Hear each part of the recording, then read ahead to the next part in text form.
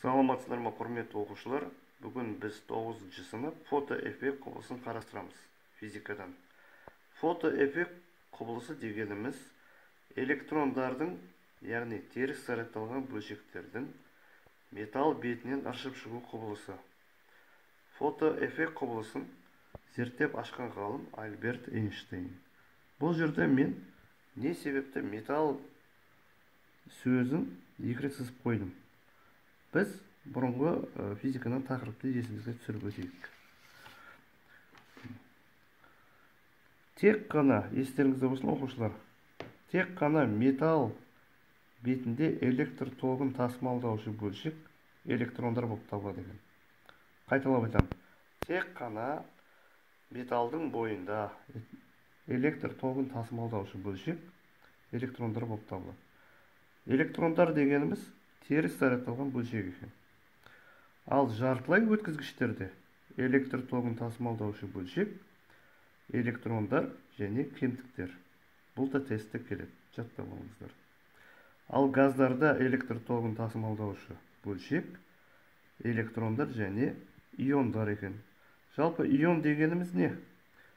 Ион дегеніміз электрлі зарядталған бөлшек, алайда бұл бөлшектің бір электроны жоғалған немесе қосып алынған. Яғни біз жаңағы бөлшегіміз ион болып табылу үшін ол бір электрон жоғалту керек немесе қосып алу керек екен. Түсінікті? Бұл жалпы физикадан есімізге түсіру үшін. Жаңа айтып кеткендей, металл деген сөзді ашып айту үшін, яғни металл бетінде ғана электр тогын тасымалдаушы бөлшек электрондар екенін еске түсірдік. Енді қандай да бір металлды қарастырайық. Осы металлға стрелкамен көрсетіп қойған электромагниттік сәуле бөлшегімен жарықтандырайық, яғни әсер етейік. Бір сөзбен айтқанда энергияны берейік. Осы кезде осы металлдың құрамында бойындағы электрондар қозғалысқа келіп, яғни қандай да бір энергияға ие болып, металл бетінен ыршып шығуға тырысады. Осы кезде осы электронымызға бізге қандай да бір энергия беру керек. Осы электрондарымыз қандай да бір шығу жұмысын жасау керек, және ол қозғалысқа келу үшін біздің электрондарымыз қандай да бір кинетикалық энергияға ие болу керек. Сіздер Планк формуласында фотоэффект құбылысының ішінде Планк гипотезасы деген тақырыпта E тең h-nu деген формуланы естеріңізде білесіздер. Және кинетикалық энергияны mv квадрат бөлінген 2 деп ашып жазуға болады. Сонда бірінші формуламызды біздің мынандай h-nu, яғни E-нің орнына h-nu-ді қойып отырмын. А шығу жұмысы қосылған EK. Осындай бірінші формуланы алдық. Сонда фотоэффект құбылысының мынандай да формуласы бар екен. Екі формуласын алып отырық.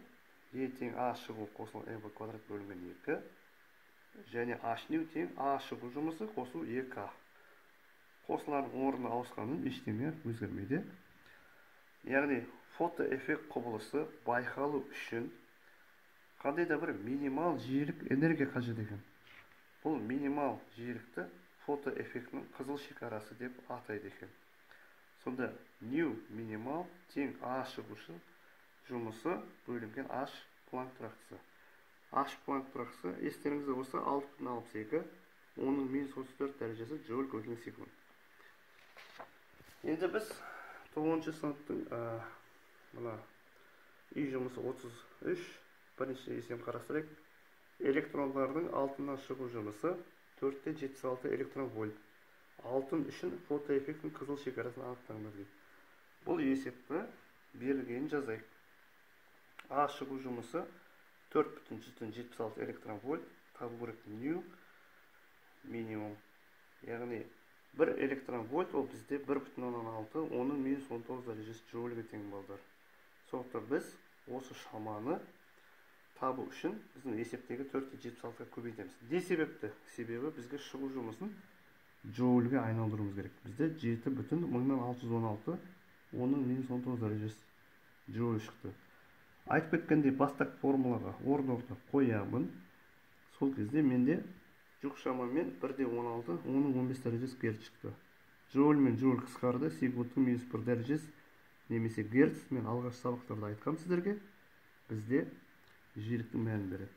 Сонымен қатар фотоэффект байқалатын максимал толқын ұзындығы фотоэффектің қызыл шекарасы деп аталады екен. Сонда жиілігіміз минимум, ал толқын ұзындығымыз максимум болған жағдайда фотоэффектің қызыл шекарасы байқалады екен.